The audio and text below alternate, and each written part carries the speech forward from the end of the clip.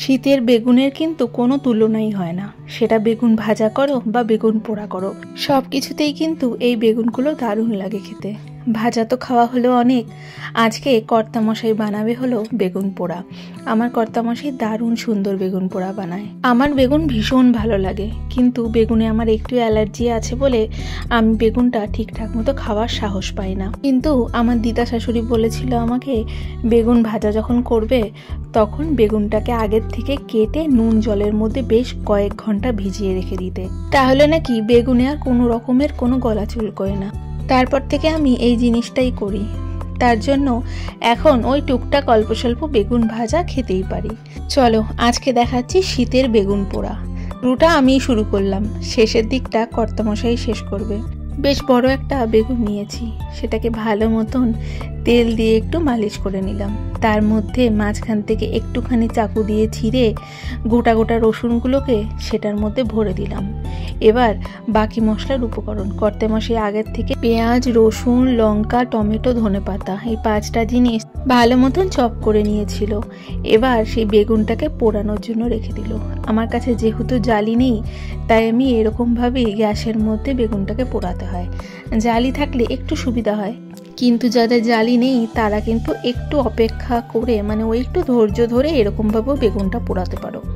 খুব ভালো মতন হাই হিটে বেগুনটা আস্তে ধীরে ঘুরিয়ে ঘুরিয়ে পোড়াতে হবে। বেগুনটা পোড়ানো হয়ে যাওয়ার পর বেগুনটা ছাল বাকলা তুলে তার মধ্যে একটা টমেটো পোড়াও দেব। বেগুনটাকে মোটামুটি অনেকক্ষণ ধরে হাই হিটে পুরো একদম কালো করে পুড়িয়ে ফেলতে হবে। যেহেতু তেলটা একটু বেশি মিশিয়ে ফেলেছিলাম, তাই পোড়াটা খুব সুন্দর হয়ে গেছে। দেখো মোটামুটি সমস্ত দিকটা বেশ ভালো মতন পোড়া হয়ে গেছে।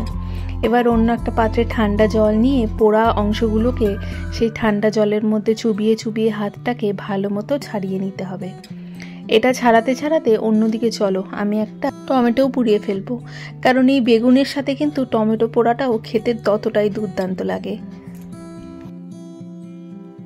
টমেটোটাকেও অল্প একটু সর্ষের তেল মাখিয়ে নিয়েছিলাম। এবার সেই টমেটোটাকে একটা চিমটার সাহায্যে ভালো মতন ঘুরিয়ে ঘুরিয়ে পোড়াতে হবে। যদি সেই পর্যায়ে চিমটাও না থাকে তাহলে সেই যে ওই যে রুটি শাকার যে জালিগুলো হয় সেগুলোর উপরেও পোড়ানো যাবে, আর না হলে একটা ওই কাঁটা চামচ ঢুকিয়েও আমরা ভালো মতন কিন্তু সেই টমেটোটাকে পুড়িয়ে ফেলতে পারবো।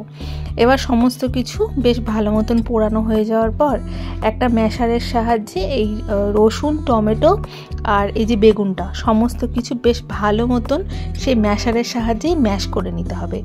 যদি ম্যাশার না থাকে তাহলে গ্লাসের যে পেছনটা হয় বা ধর একটা বাটির পেছনটা দিয়ে ম্যাশ করে নেবে। এই গরম থাকা অবস্থায় সমস্ত কিছুকে ম্যাশ করতে হবে।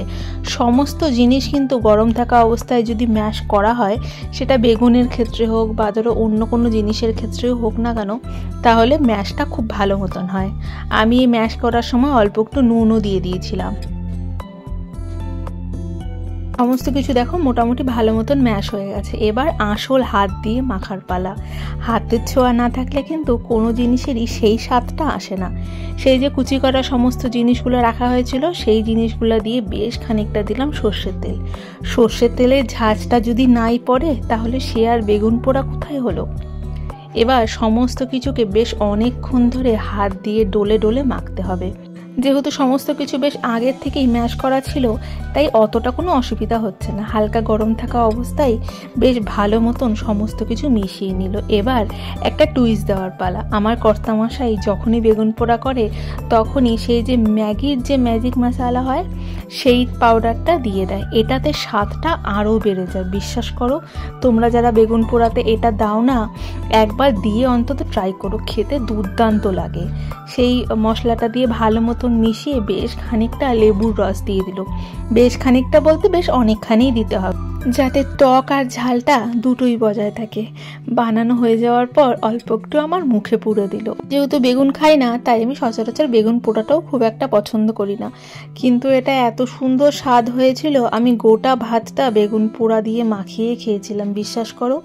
আজকের ভিডিওটা এতটুকুই। যদি কিছু ভালো লাগে একটা লাইক করে চ্যানেলটা সাবস্ক্রাইব করে সব সময় আমার পাশে থেকো।